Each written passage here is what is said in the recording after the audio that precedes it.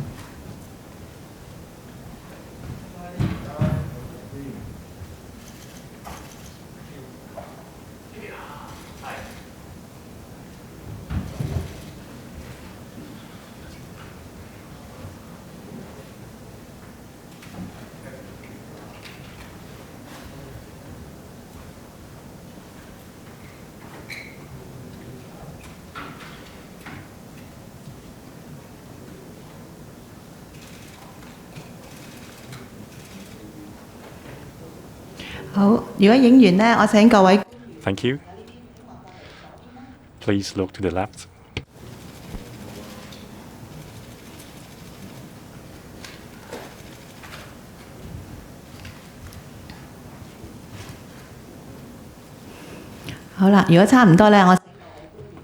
Thank you. Now may I invite the officials to be seated.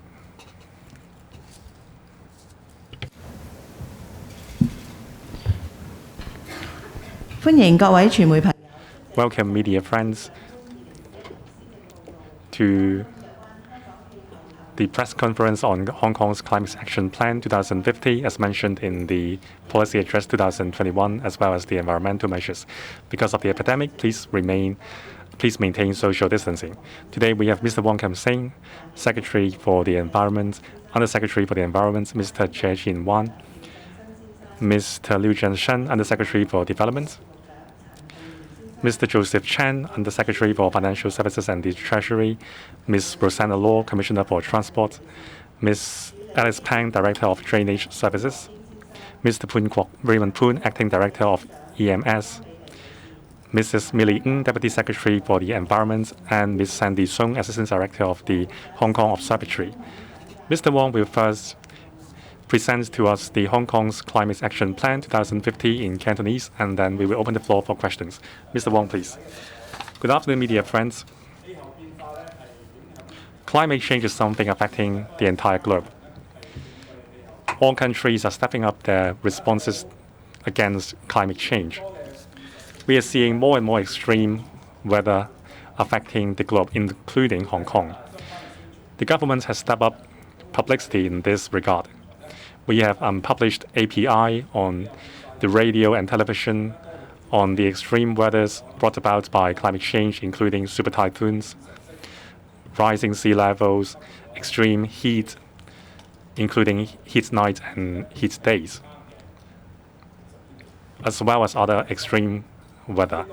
The impact is huge. Places are enhancing their measures. In year 2017, the government announced the first Climate Action Plan 2030 plus, setting out the decarbonization target, as well as measures and adaptations against climate change. We have been implementing the action plan, and I'm grateful for bureaus and departments for their coordinated efforts against climate change.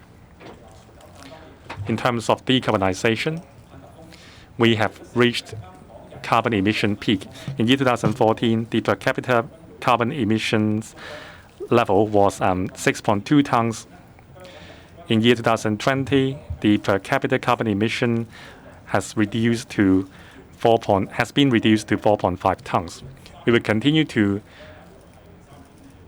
move forward to achieve the 3.5 tons carbon emission per capita in year 2030.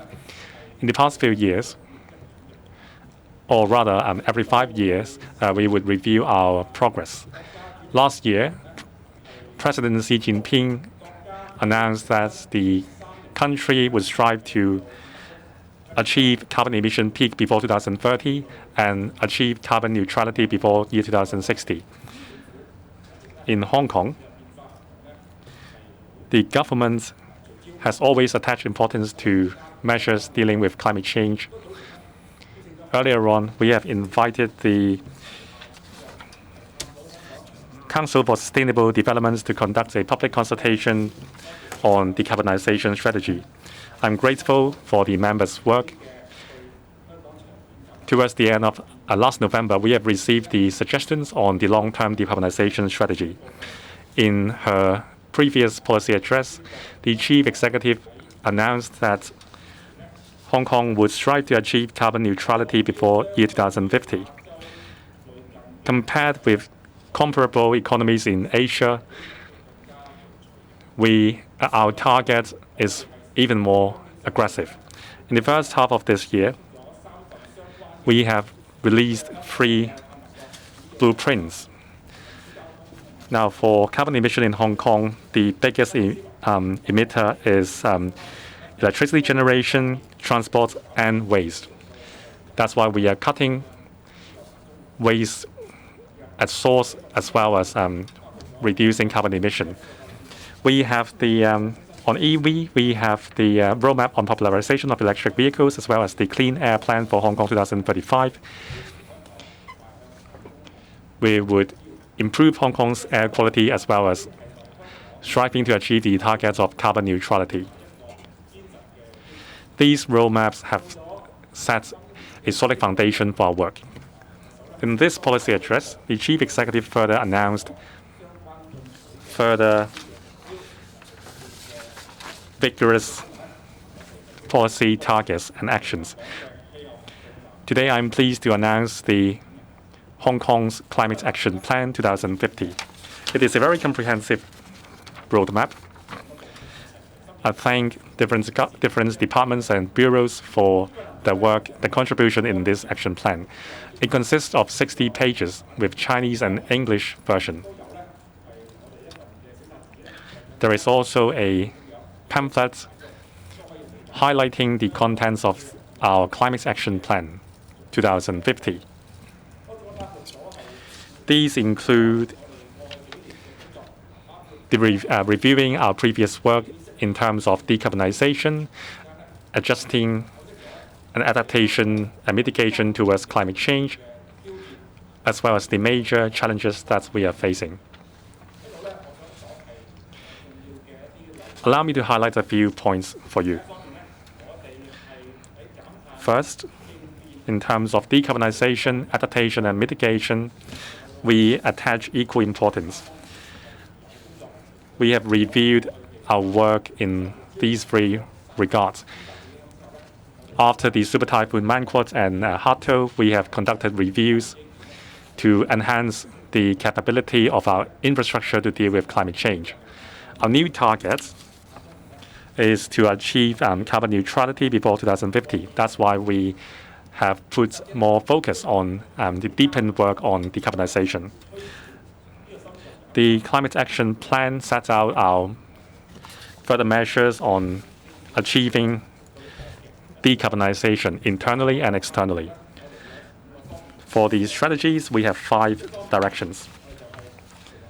First, we have set up a high-level steering committee on climate change and carbon neutrality, chaired by the Chief Executive herself.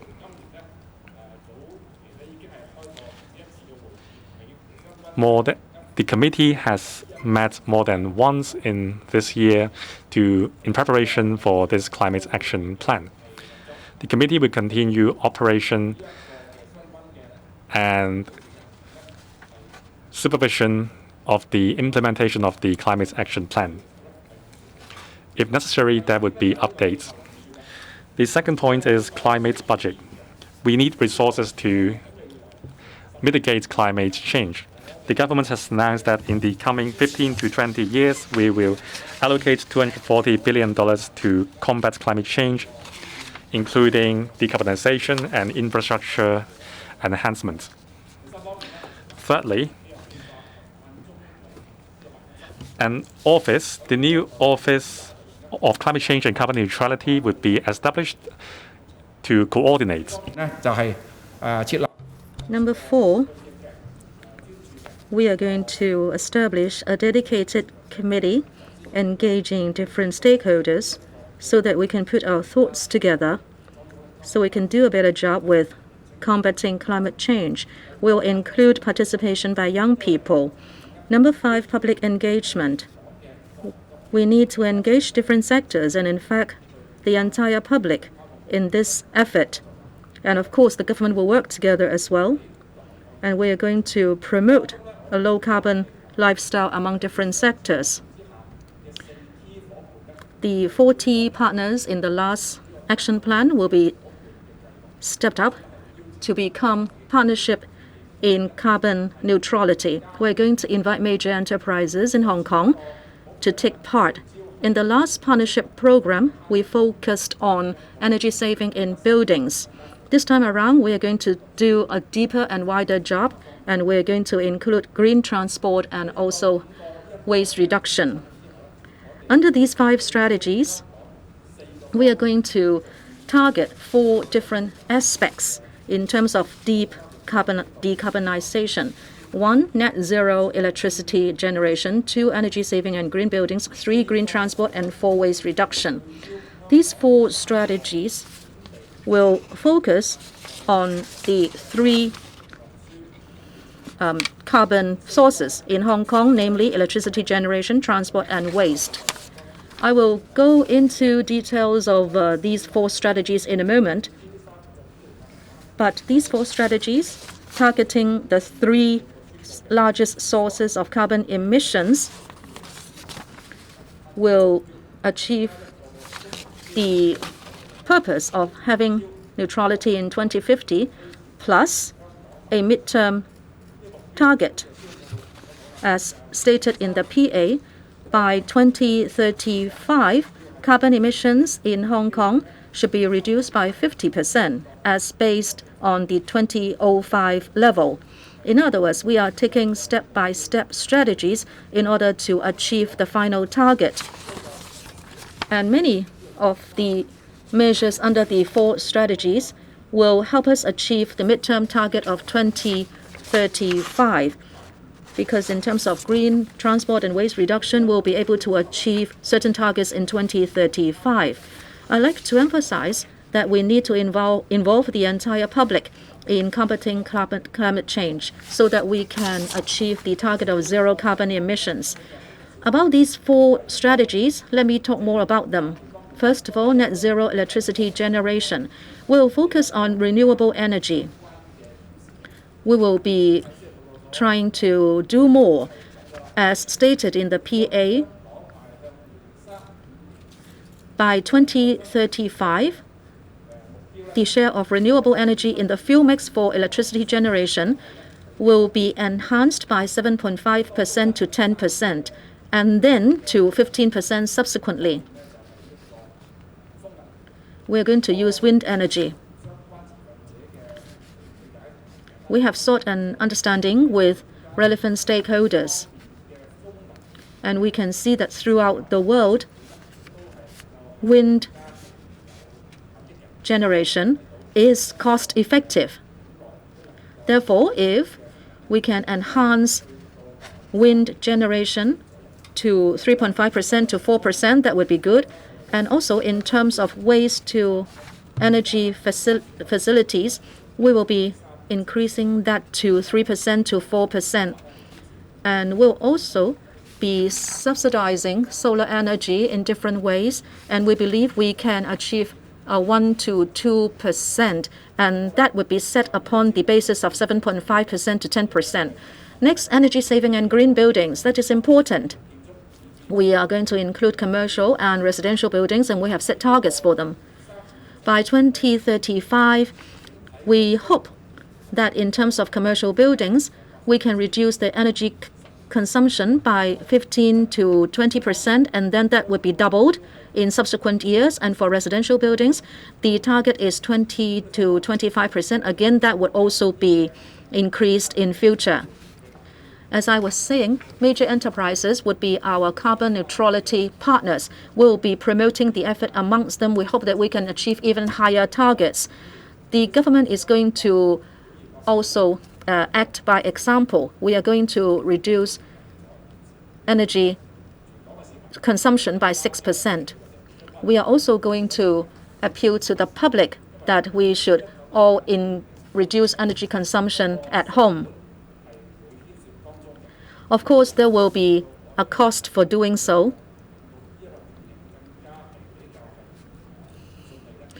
We'd like to make the process even more smooth, and to achieve that, we would have to reduce energy consumption in every aspect. And then green transport.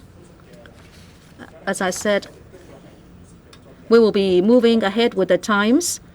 We'll continue to support the electrification of buses and commercial vehicles in Hong Kong. And in this action plan, we are announcing that within 3 years, we'll be trying out hydrogen fuel cell electric buses and heavy vehicles. So we can have a multi-pronged approach in trying out new fuels for vehicles. And we'd like to set even more aggressive targets for commercial vehicles and heavy vehicles. And about waste reduction, we'll seek to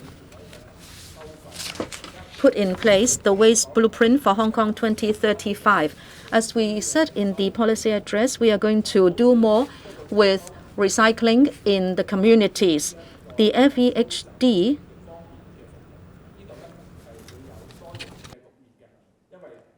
will hand over waste collection to EPD. And this is a win-win solution, because if we can isolate more recyclable materials from waste, there will also be a smaller burden on the entire chain of the action, including transport. And we are going to support more community recycling facilities. If the EPD will take over from the FEHD in collecting tons of waste, some of the work will also go towards enhancing recycling in the community. So wherever there is a crisis, there is also an opportunity. Therefore, in terms of combating climate change and decarbonization, the action plan is offering many opportunities, including green finance, green economics, and other aspects. In terms of green finance, our FST Bureau colleagues have spoken a lot on that, and if you are interested, you can look for more information. And in terms of green economics, we are providing more economic opportunities while we go for green transport and waste reduction. It is also important to go for innovation and technology, because we have to make use of I&T in order to transform and also achieve waste reduction. And then we need people in order for them to be involved in different sectors. For example, I can see that some universities are starting bachelor degree courses on green finance. They are offering environmental science and also finance courses, so that they will be turning out people who are professional in tackling climate change and at the same time financial development. And of course, we have announced the vision on the North Metropolis. And this will be a livable area, and also we will be doing less to affect the climate. This action plan is going to be aggressive, and let us follow what the policy address has said, that we should build a brighter future together. And of course, this action plan is entitled Zero Carbon Emissions, Livable City, Sustainable Development. We hope we can all try to build a better Hong Kong together. Thank you, Mr. Wong. Now we will open the floor for questions. Please raise your hands and tell us your media organization and your name, please. Oriental Daily. Good afternoon, Secretary. I have two questions. First, about the use of renewable energy. Currently, we only have a 1% share in our fuel mix. You said you will achieve 15% at a maximum before 2025. So how can you achieve that?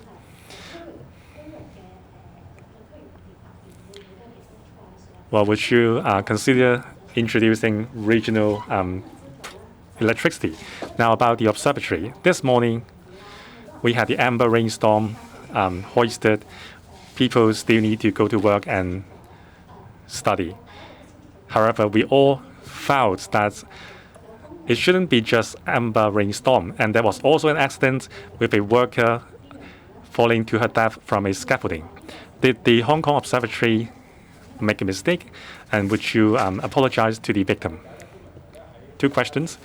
I understand that at 4:30 p.m. today, the Hong Kong Observatory will hold a press conference about today's weather. Please ask your questions later this afternoon. However, I will invite the Assistant Director of the Observatory to give a reply. In terms of renewable energy, we have taken a multi-pronged approach. Locally, wherever suitable, we would enhance the mix of renewable energy to achieve carbon-free electricity generation. And also, we would explore other possibilities with the mainland. In terms of hydrogen fuel cell or hydrogen fuel, there have been positive progress in the technology globally. So we would make reference to the application of green hydrogen energy globally.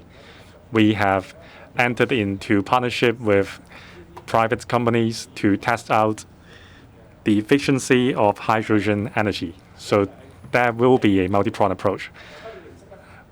Locally, as mentioned in the Climate Action Plan, there are different challenges, including geographical limitation. For example, there are spatial constraints for, say, building wind farm on the sea. So we have to wait until the technology maturing. For example, when wind turbines can generate a high amount of energy with a lower cost, then we would think this is the right opportunity to use the technology. So we will work with the stakeholders to identify the right moments to adopt the technology. So in terms of better utilizing the space on the sea in Hong Kong, with that in mind, we can achieve 3 to 4% of renewable energy fuel mix. Waste to energy facilities are very important to reduce our reliance on landfill as well as generating renewable energy. I will invite the Director of Drainage Services to tell you how the Drainage Services Department have been supporting us on generating our renewable energy. In terms of solar energy, we have rolled out the feed-in tariff incentives for photovoltaic energy generation. The response is very positive.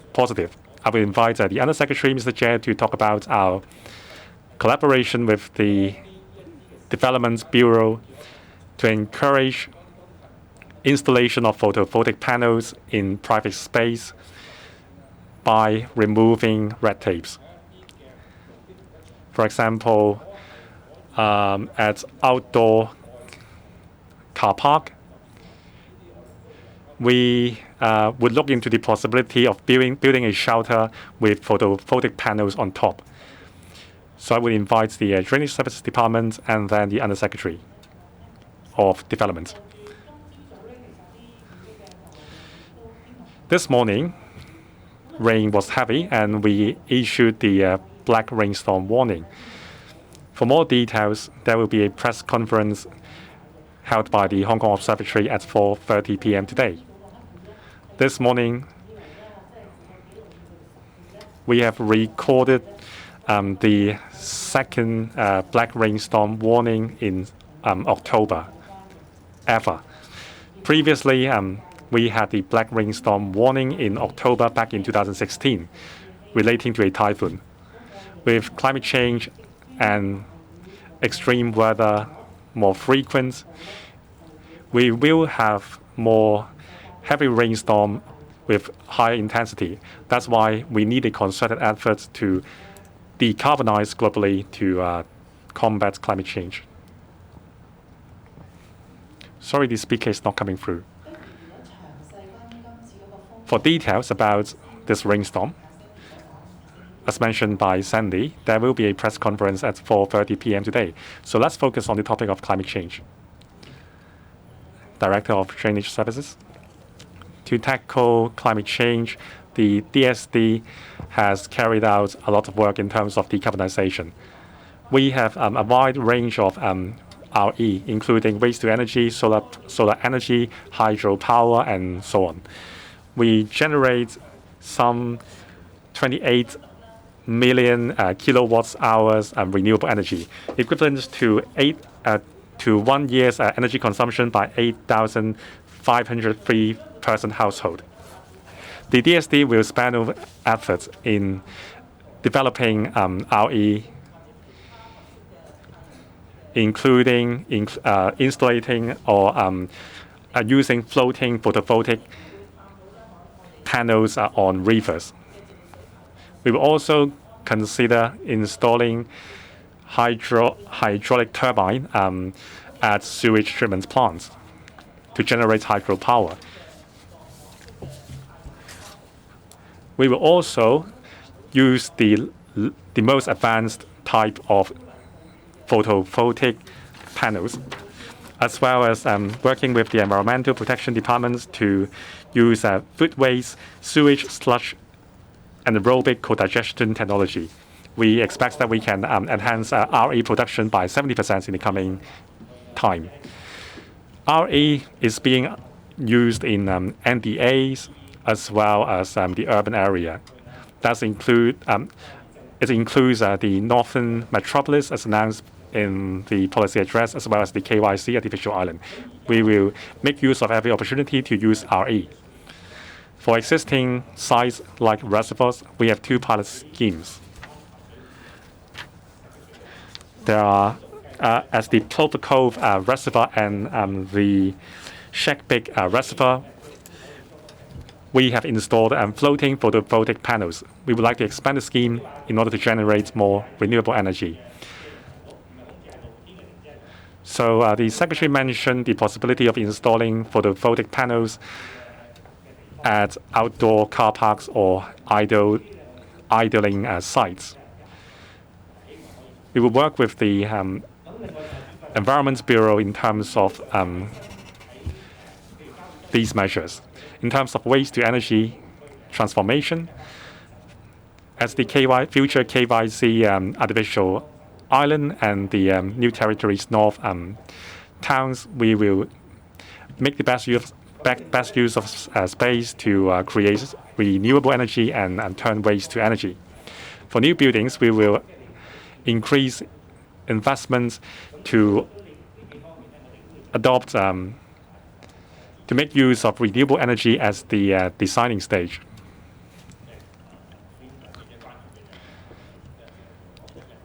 So the reporter is concerned about how we can enhance the fuel mix of renewable energy to 7%. Because of our spatial constraints, we would consider building a wind farm on the sea to give us a 3 to 4% of that share. And also there will be waste to energy equipment.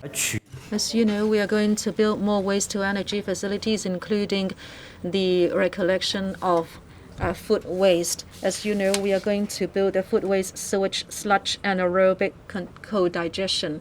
Actually, a waste-to-energy facility will be commissioned. And as we know, we will be able to construct solar energy panels in many different places, like in government buildings or to cover open-air car parks,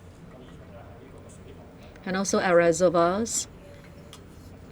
It has a huge potential for the erection of large-scale photovoltaic panels. And also at public housing estates, we can build those also on the rooftops and also in landfills that have been restored. We can also do the same. Therefore, we believe 7.5% to 10% is achievable. Let me just add, under the steer of the CE, who is chairing the Steering Committee on Climate Change and Carbon Neutrality, the departments have all pledged their commitment. And I like to say that the government is doing it itself, and it also supports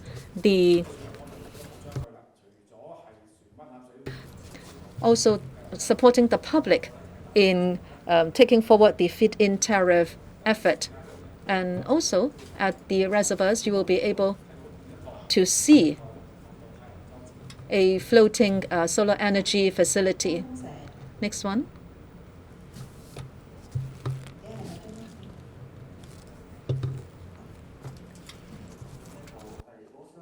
Agency. News Review Agency. Secretary, I'd like to ask you whether you are going to really push forward the electrification of vehicles. Will there be a series of measures? Have you met up with any difficulties in the process, and how are you going to resolve them, if any? That's a very good question, because 18% of carbon emission in Hong Kong comes from transport. Can I defer to the TD to give you the answer? Thank you, Secretary. Ever since the roadmap for popularization of electric vehicles, we know that we are not going to sell any traditional fuel vehicles by 2035. The increase in the electric car fleet is satisfactory. Compared to last year, we have 32% increase in the registration of electric vehicles. We are very happy to see that in terms of private cars, there are many more choices. And we know there are 14 brands with 40 models of electric cars that are for the choice of consumers. When there are more choices, we believe that there will be higher wishes among the public to go for electric vehicles. And then for commercial vehicles, the EPD is having a pilot on single-deck public surface buses. And we are also going to start the same test on double-deckers. My information is that the first electric double-decker bus will be imported into Hong Kong this month. Now, of course, there is a challenge in this respect, because in Hong Kong, we have a very hot summer and we like to go for air conditioning in summer. And also our topography is such that we have a hilly terrain in certain places, and that is a challenge for electric buses. But we are going to work with the EPD to run more pilots in order to see whether it is feasible. And the bus companies will also have to fork out their own resources to buy these buses. And we're also going to test it out on ferries and taxis and also public light buses to see how in Hong Kong we can really make this work. Of course, we need to also put in more charging facilities, and the TD is working together with the EPD to do this at government car parks and also at multi-use car parks. We are going to install more charging facilities.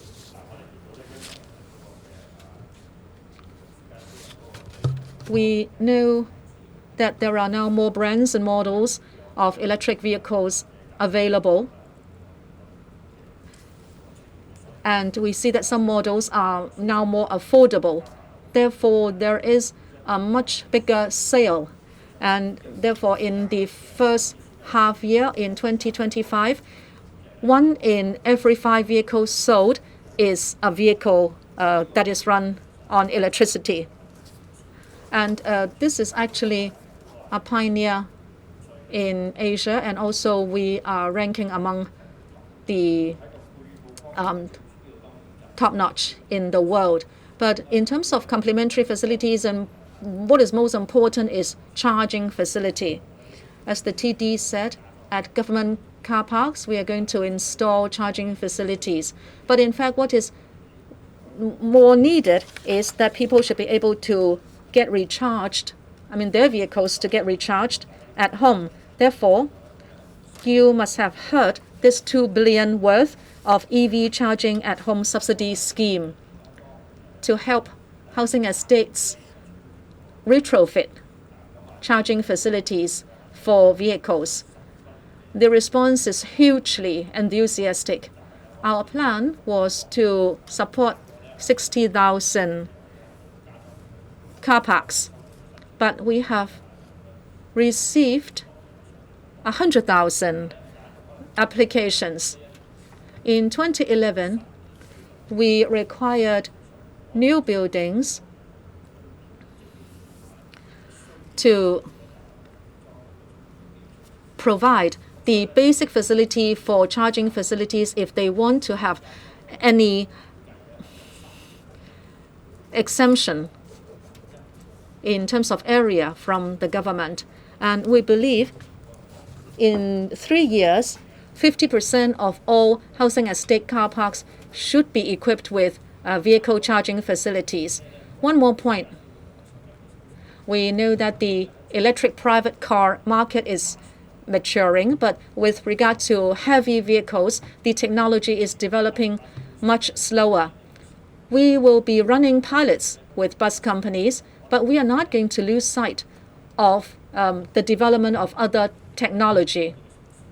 We can see that in other cities, they are trying out vehicles run on hydrogen fuel. And we are exploring with bus companies to see whether we can also run a pilot on hydrogen fuel buses.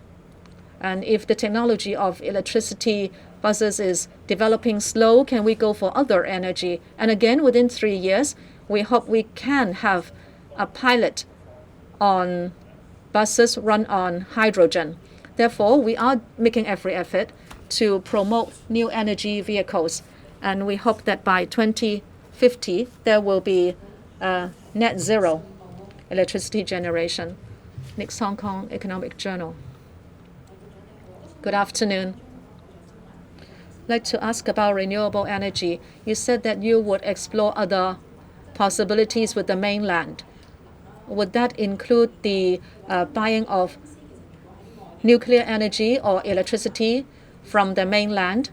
And also, if such energy has to be transported to Hong Kong, does it mean that that would constitute energy consumption in Hong Kong? And also, when renewable energy will constitute 7.5% to 10%, what about the other components of the fuel mix?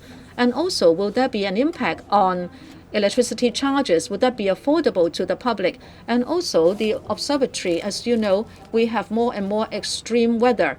And now when you issue rainstorm warnings, you count the millimeters of rainfall per hour. But can you improve the mechanism? Say, for example, if you can foresee that there will be the necessity of issuing a red rainstorm warning, then would you give advance warning to, say, the Education Bureau in order to draw up guidelines for class suspension? And also, Drainage Services Department, there is immense flooding around the territory, but not in black spots already announced by the DSD. What have you done before the onset of this rainstorm? Did you do any assessment before today? There are 3 questions. I will invite the Hong Kong Observatory to answer the first question, and then I will answer my colleague Millie to talk about electricity generation, and then the DSD will talk about flooding. Concerning the Hong Kong Observatory and the Education Bureau, we have a very robust communication mechanism. It is not like we only inform the Education Bureau when there is a rainstorm happening. So in terms of advance warning and responses, we have an established mechanism. Sometimes the situation is very fluid. The weather changes very quickly. That's why we have put in place advanced warning system to enhance communication between departments in case of extreme weather. Thank you, Secretary.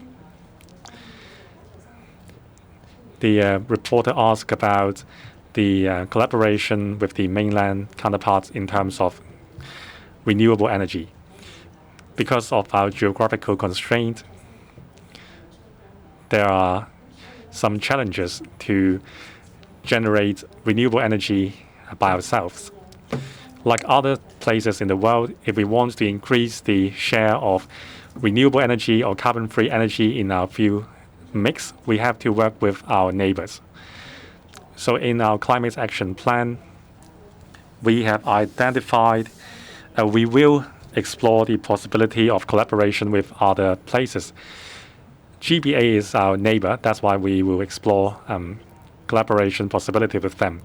In terms of the fuel mix, for the 2050 targets or the 2035 interim targets, the fuel mix will depend on different factors. In terms of these includes the reliability of generation of the power, the environmental performance, and the price. These are the major considerations. Our policy would be to develop renewable energy at full speed. We have set a very aggressive target for that. For nuclear power, 1/4 of our fuel mix is imported nuclear power. It is a carbon-free energy. So what other alternatives which are also carbon-free do we have? Well, we have mentioned hydrogen energy. We will try it out. However, the technology is still evolving, and we cannot estimate the future fuel mix at this point. But we will refer to the 4 main principles we mentioned to reduce fossil fuel energy and increase the supply of carbon-free energy. Concerning the tariff for electricity, you can see that the petroleum price is fluctuating globally. Fuel is more expensive now. However, with the global trend of transitioning into clean energy production, we believe that there will be more investment in clean energy production facilities. The cost would be driven up. However, because of the advancements in technology and more widespread use, the cost would be controlled. Well, we understand that the cost may be driven up, but we are looking in the long run. The investments will be evenly distributed across along the road. True, the unit cost of energy is higher. However, if we can achieve a change of lifestyle which is carbon-free with less waste produced, then energy can be saved and the per capita cost of electricity will not rise too quickly. I would also invite the EMSD to supplement on the points of electricity charges. We have resorted to legislative approach and smart city measures to decarbonize and save money for the public. The DSD would regularly maintain our drainages and sewage, and also during monsoon during monsoon season, we would maintain our stormwater drains more frequently. When there is a rainstorm, at some districts, the precipitation might exceed the capability or the capacity of our drainages, and also debris and sludges might block the drainage and cause localized flooding. This morning, we immediately deployed our response team to where local flooding happened to remove the debris. In a very short period of time, the drainage functioned properly again. Electricity consumption by building accounts for 90% of our energy consumption. So it is very important to lower the energy consumption of buildings in order to achieve the target. The EMSD would actively take forward the measures, including proactively enhance the energy performance of new and existing buildings, and also we would promote the usage of smart technology to manage energy usage. For residential building, we will continue to review the the mandatory energy label scheme to incorporate more electric appliances. And also we would consider using a more effective district cooling system to lower the energy demand. We are urging the two power companies in Hong Kong to switch the electricity meters to smart ones. So far, 40% of the meters have been replaced. So in this way, we can build a smart city while using technology to help the public and the private sector to transition into smart energy usage. Hong Kong 01. Good afternoon, officials. I'm from Hong Kong 01. A follow-up question on the mix of carbon-free energy mix. We have reached 60 to 70%, and you would collaborate with our neighbors. So do you expect that we would increase the mix or the share of nuclear power in our fuel mix, because you said it is a carbon-free energy? And in the action plan, you said there are studies concerning the impact of climate change on Hong Kong.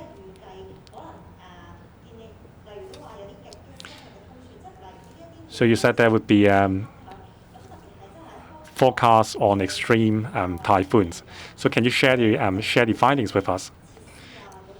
What will be the impact on infrastructure and government facilities? How can we mitigate or adjust to these extreme weather, and how often will we have super typhoons? Two questions. So I would invite the Hong Kong Observatory to talk about the latest forecast locally and internationally, and how the observatory would share these information with other departments in terms of infrastructure capability. And then I will invite my team to talk about the task force on climate change and its work with regard to the latest data of climate change. And then the other secretary will talk about power generation. Now about the climate projection in Hong Kong. We are currently updating the projection. According to the reports compiled by the Interdepartmental Committee, the report will be announced in November. Other government departments have also conducted studies on climate change, and we are the ones providing the scientific data for those studies. As for the report by Interdepartmental Carbon Neutrality Task Force, well, actually, it really depends on the carbon emissions throughout the entire world. If it is still high, then there will be a bigger impact on extreme weather. That is why we need to do more to reduce carbon emission in order to tackle climate change. The Secretary mentioned the Climate Change Infrastructure Task Force. We set it up in 2016, and then we coordinated the work of different works departments. And we have tackled extreme temperature, windfall, and also super typhoons, and how they would impact on facilities. We have done a few studies. We have studied into important government infrastructure and their resilience under extreme weather. That started in 2017 and was completed last year. The experience of the study was shared to other public organizations, including CLP, MTR, and Town Gas, so that we could enhance the resilience of infrastructure throughout the entire community. Another study was into extreme temperature and how it would impact on government infrastructure that started in 2018 to evaluate how extreme temperature can impact on government infrastructure and how we could respond. That study was completed this year. Well, actually, it was completed last year, and different departments are following up the results in reviewing the design parameters, and that would be completed by the end of the year. Another one is the extreme surface frequency analysis, and there would be frequency analysis at high sea level in order to revise the parameters. It is expected that that will be completed by the end of the year. And also extreme wind force that started last year, and how under climate change there will be extreme wind speed generated by super typhoons. That is expected to be completed next year. And also another study on how super typhoons can generate extreme wind speeds targeting Hong Kong, and sensitivity tests are conducted, and how as to how that would impact on important public facilities. That study will be completed next year. And also on water drainage, buildings, and also structures along the seashore. When we have these relevant studies, relevant design parameters have been enhanced. Say, for example, we have enhanced the water drainage manual and also ground surface drainage design manual, and also slope drainage design, etc. We are going to continue with our work depending on the revised and renewed data from the observatory. Okay, I'd like to talk about zero carbon energy. I think this is really the opportune time to discuss this given today's weather. Therefore, the 60 to 70% zero carbon energy by 2035, well, that is not projected upon the basis of what energy we could purchase, but we are saying that we will certainly reduce carbon emission by 50% by 2035. 2035. And therefore, we need to have zero carbon energy up to 60 to 70% in order to achieve that. And we are going to do this in two aspects. One, locally, we can try out new zero carbon energies. As we know, hydrogen fuel is a feasible solution, and we can use it to generate electricity and achieve zero carbon emission. That is why the power companies have already announced that they are going to try it out. And then we are going to cooperate with neighboring regions in order to have more supply of zero carbon electricity supply. And as to how much can be generated locally, how much has to be imported, we don't know the proportion yet. We are going to consider three important factors. One, the reliability of supply. Two, stability. We cannot afford electricity stoppage in Hong Kong. And three, price. Of course, we have to consider price. These three factors will help us decide on the proportion. Specifically, we, of course, have to consider whether we should import more nuclear energy. It is also zero carbon, but then we would place priority on renewable energy. At this stage, we need to achieve the target of 50% carbon emission, and we are looking around for zero carbon energy. We do not rule out increase of nuclear energy, but that is not our primary target.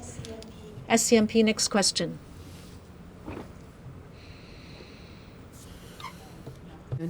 I would like to ask a few questions regarding the green buildings. How will you be for new buildings, how will you be creating? Will it be a regulatory system, or would it be incentivizing developers to encourage them towards building more green buildings? But for existing buildings, in addition to the energy efficiency labels, what other kind of measures can you do to improve the energy efficiency of those existing buildings, as there are quite a lot in Hong Kong? My second question is with regards to hydrogen buses, as you mentioned. Is there any,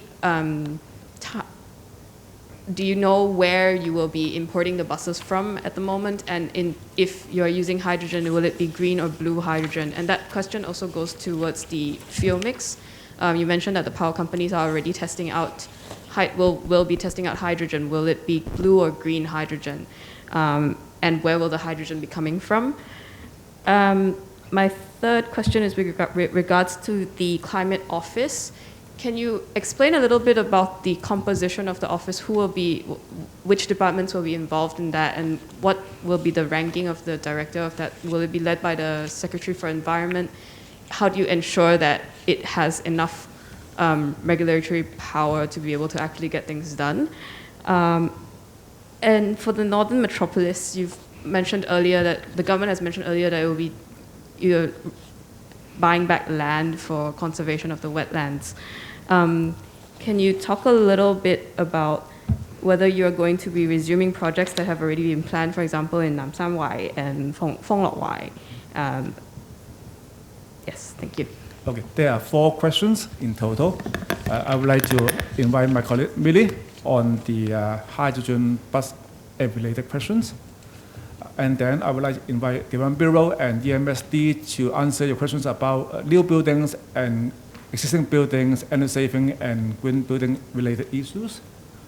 And then thirdly, about the wetland, I invite Jessica to respond. And I would talk about the dedicated office on carbon neutrality. Minnie first. Thank you. On the trial of hydrogen buses, as set out in the policy address as well as in the climate action plan, our target is to conduct a trial within 3 years. And a lot of details, like you mentioned, where the buses, the supply of hydrogen, whether it's green or blue, these issues, I think at the trial we have to discuss in detail with the bus companies. And also for the trial of heavy vehicles as well, we need to discuss with the trade on details of such trial. But I would like to mention that the supply of hydrogen as well as transportation of the fuel These are still areas under study by countries around the world at the R&D level, because before the field can be commercialized for large-scale application, there's still a lot of studies, a lot of technology advancements that has to be done before that can be widely applied. Thank you. Okay. Yes. Thank you for your questions on new green buildings. Basically, now we encourage developers to build new buildings as a green one, using the incentive scheme instead of the regulatory scheme. The scheme is very simple.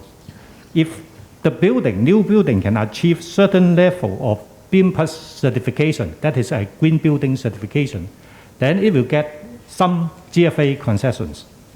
And for some sustainable and environmental features, if they can provide in the buildings, again, they will get some GFA concession. The latest example is the use of MIC, modular integrated construction. If they can adopt this kind of construction method, a certain percentage of GFA concession will be granted. Thank you. Before EMSD respond, I would like to also invite FSTB's colleagues to also add on that, because when Hong Kong is going to promote green finance, including green bond, one of the ingredients is related to green buildings, because developers and also even the government are using this green finance tool to promote this kind of development. So that would be different angles to talk about green buildings. So EMSD first and then FSTB. Okay. The question asked about whether we will use regulatory approach or incentive approach. Actually, we will use both.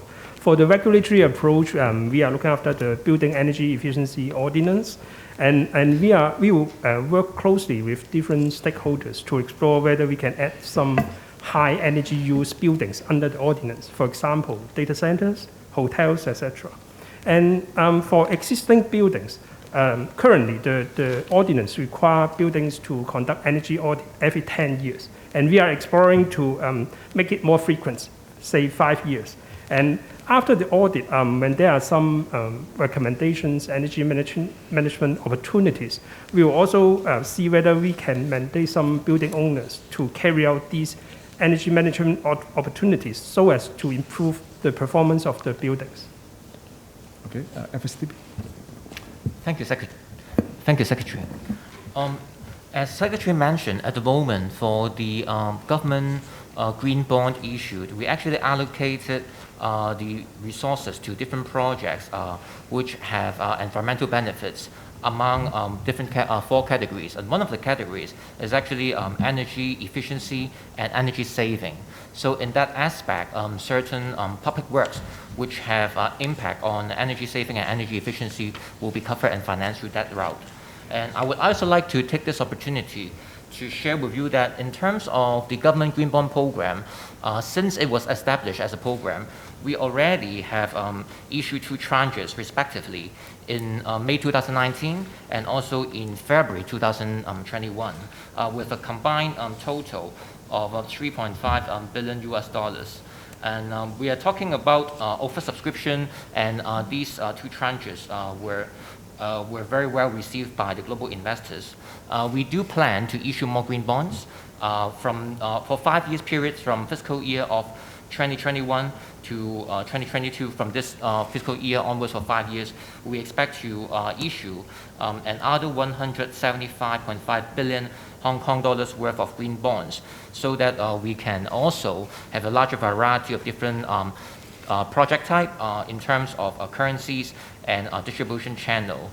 For this current fiscal year, we also plan to issue retail green bond as well, so that we can get the public to also participate in green finance, and they can also get a chance to purchase our government green bond as well. Thank you. All right. Well, on wetland, I think you know that, well, in the context of the Northern Metropolis Development, the CE has announced a new proactive conservation policy to protect the wetland ecology in the northern area. Yeah. And the objective is that through government resuming gradually the private land within those wetland area to form a new large continuous wetland region, yeah, consisting of several I think at least 4 wetland parks, yeah, in order to conserve the area, yeah. And that is the objective. In order to achieve this objective, the Environment Bureau and the AFCD, Agricultural, Fisheries and Conservation Department, we need to conduct a study on the location of those wetland areas to be conserved, and also those private land to be resumed, etc., and to work out a timetable, etc., etc. Yeah. And before that is done, you mentioned about the potential developments in Phong Lok Wai and Nam Sang Wai, yes. And of course, developers under the existing land use and planning mechanism, they can still make applications, etc. But the government will consider those applications against the new policy has just announced. That is the ultimate objective of putting the area under conservation. And if those applications does not help achieve this objective, then it may not be approved, and that is the situation. Yeah. Okay, regarding the last question about the Office of Climate Change and Carbon Neutrality, I will refer you to the page 40 of the new plan. In fact, we should look at the overall structure. We have the CE to head the steering committee on climate change and carbon neutrality. So we have the topmost levels support and steer on the whole issues, and it's attended by different bureaus and departments. And we set up the new office that would be under Environment Bureau, but probably that you would look at the policy address also mentioned the commissioner idea. So probably we are considering whether we should dovetail with this office, could have a commissioner on this, so that for the government, internally and also externally, we could have a focused contact point and office to help Hong Kong's climate actions. At the same time, we have other support to the office. As mentioned in the EV roadmap launched earlier, we have set up an interdepartmental carbon neutrality task force involving colleagues from different departments to consider what are the latest technologies, ideas that may be relevant to Hong Kong, so that they would have the appropriate technical support to the office and the whole government. And last but not least, we would have the dedicated advisory committee, as mentioned earlier in the plan, that we would also have the liaison with the key stakeholders in Hong Kong, including young people. So that is kind of very good connector internally and externally, and also even locally and globally, so that we can through this office to strengthen our climate actions. Thank you. 由於時間關係，我哋問多2個問題。RTHK. We will take 2 more questions. RTHK. Questions. The first is, how will the 240 billion be used? Can you be specific, like how much on what sort of projects and what is the main focus? And second is, because an expert has suggested a carbon trading scheme to meet such goal of carbon emissions. So what do you make of it? And the third question is, would you say that it is a very ambitious goal overall, and what is the foreseeable biggest challenge? And the last question goes for Ms. Pang, because many places flooded today, so does it mean that we do not have enough preventive measures? And could we foresee flooding every time we have black rainstorm warning signals? Thank you. Okay, there are 4 questions in total. The first one, I would invite my colleague Millie to respond. Second one is about the carbon trading. Perhaps Joseph can help. The third is about the ambitious target, right? So I think Desiree can help to respond, and I can supplement. And lastly, about drainage. So DSD would respond. Millie first. Thank you. As set out in the policy address as well as in the climate action plan, we estimate that roughly in the next 15 to 20 years, the government will be investing a total of around $240 billion in all the mitigation measures as well as adaptation measures mentioned set out in the action plan. These cover areas include energy savings, for instance, the district cooling systems, installation of renewable energy systems, green transport, waste to energy infrastructure, or waste to resources infrastructure, and as well as adaptation projects such as shoreline strengthening or protection, slopes enhancements, as well as drainage systems, etc. So this is a ballpark figure, of course. Individual projects will be considered on its own merits and timetable. So this is a ballpark figure estimated for all these mitigation as well as adaptation measures. Thank you. Okay, thank you. Joseph? Thank you, Secretary. Well, in terms of carbon trading, absolutely, globally, we see demand on carbon trading to combat climate change. And Hong Kong, as a leading international financial center, we are well positioned, as always, to facilitate fund flow between the East and the West in order to achieve carbon neutrality. So actually, the cross-agency steering group actually, the full name is the Green and Sustainable Finance Cross-Agency Steering Group, which is formed by different government bureaus and also the financial regulators. We have set up a carbon trading task force, which will actually study this subject.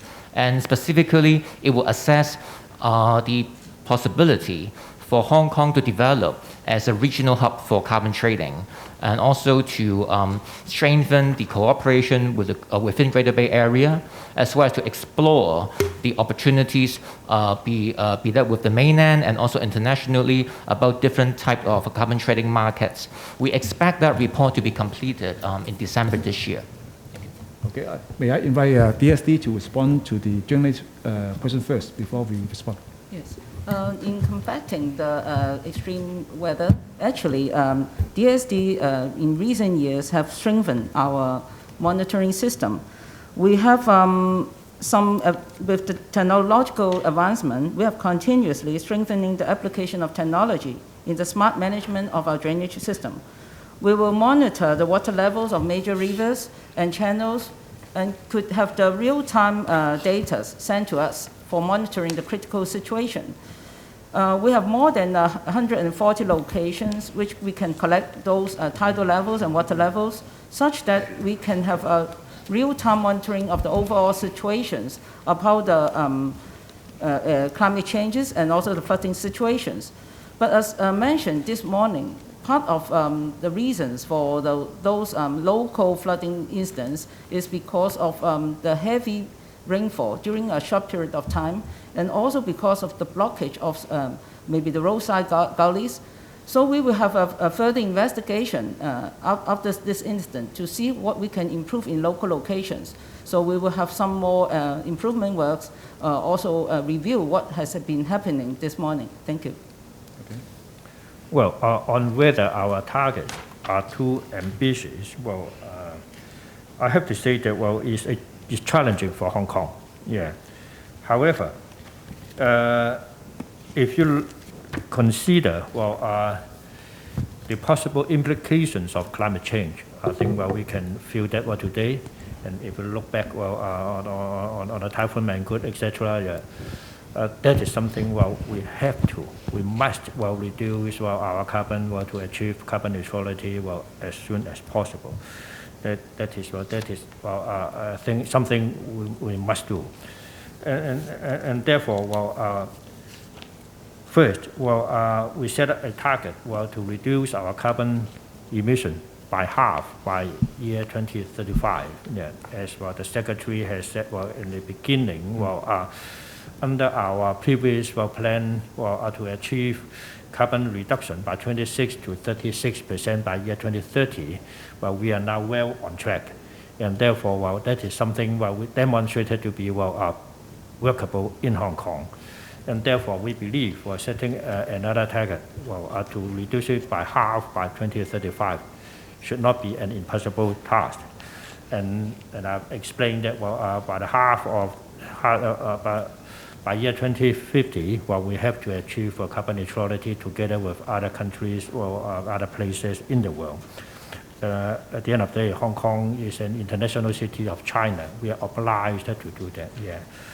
And of course, we have to overcome a number of issues, like the space constraint in Hong Kong, like the technological breakthrough. We have to invest in innovation and technologies, and as well as we need talent, and therefore we have to invest into training, manpower training, etc. And also we have to through education and capacity to make the whole society, the whole community to work together towards target. Yes, it's challenging, but it's something we have to work together to achieve. Yeah.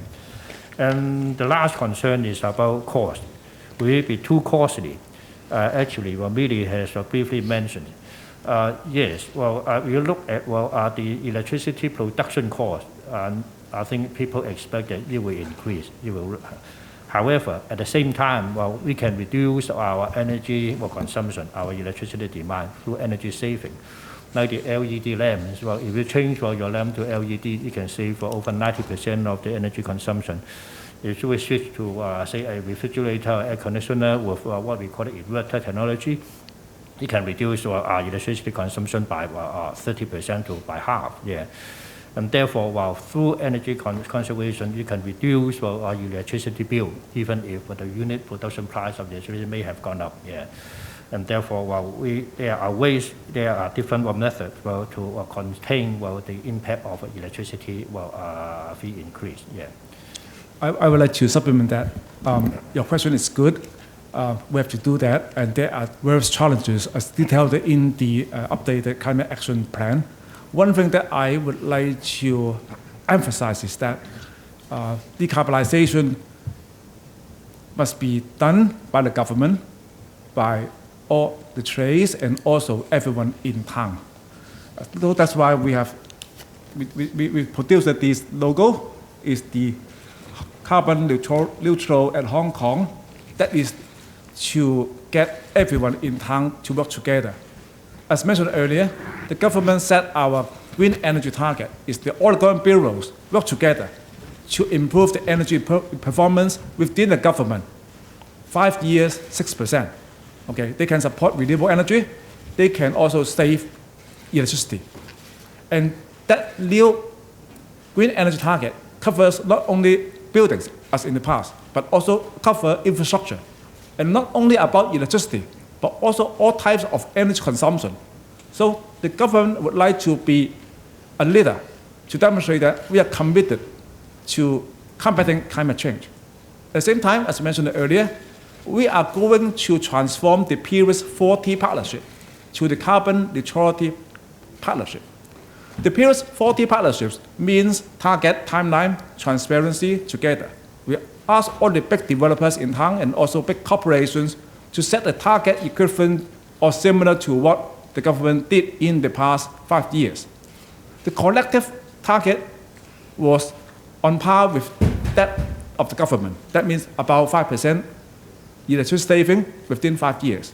And we are going to have a meeting with them within this year, okay, including all the big developers and also big corporations like Airport Authority, MTR, or the big developers that you know, to ask them to be more ambitious, to support green finance, to support renewable energy, to save energy in their existing and new buildings, to support green transport, including charging in their car parks, and also to reduce waste and support clean recycling, to echo the new climate action plan. Certainly, I would like to appeal to everyone in town, all citizens, to work together. It's our common future. And it's not about 2050, because these 5 to 10 years will be the very crucial years for us to accelerate the decarbonization. As mentioned by Hong Kong O, the extreme weathers are really related to everyone on Earth to decarbonize.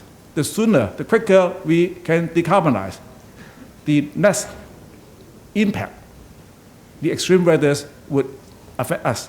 So that is something that we have to understand and to add. So that's why we are strengthening our publicity through different departments, channel, and also we have seen the new APIs on decarbonization and climate actions. Thank you.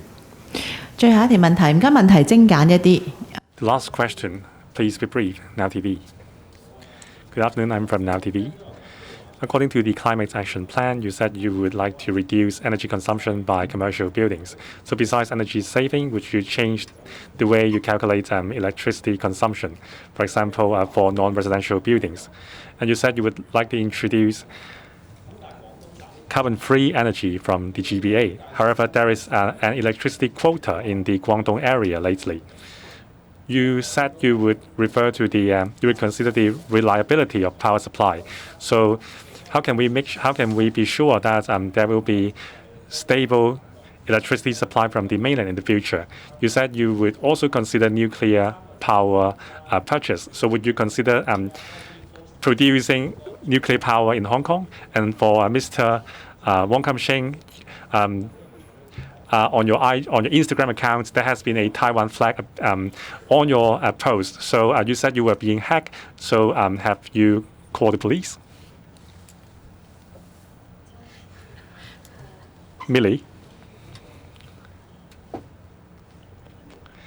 concerning the regional collaboration with Guangdong.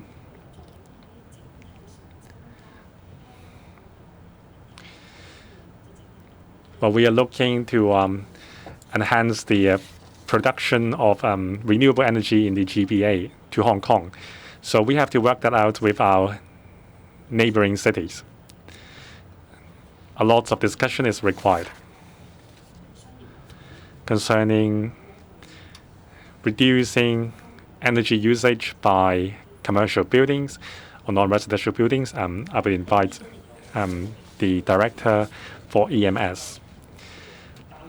So we measure the energy performance of commercial buildings like other buildings. We calculate the energy consumption in terms of in different units. Sometimes we may convert the units for the sake of easy understanding. So now we are going to give energy indexes to commercial buildings for them to refer to. Concerning the last question, we have enhanced the management of our team. Thank you very much. This is the end of the press briefing today. Thank you very much.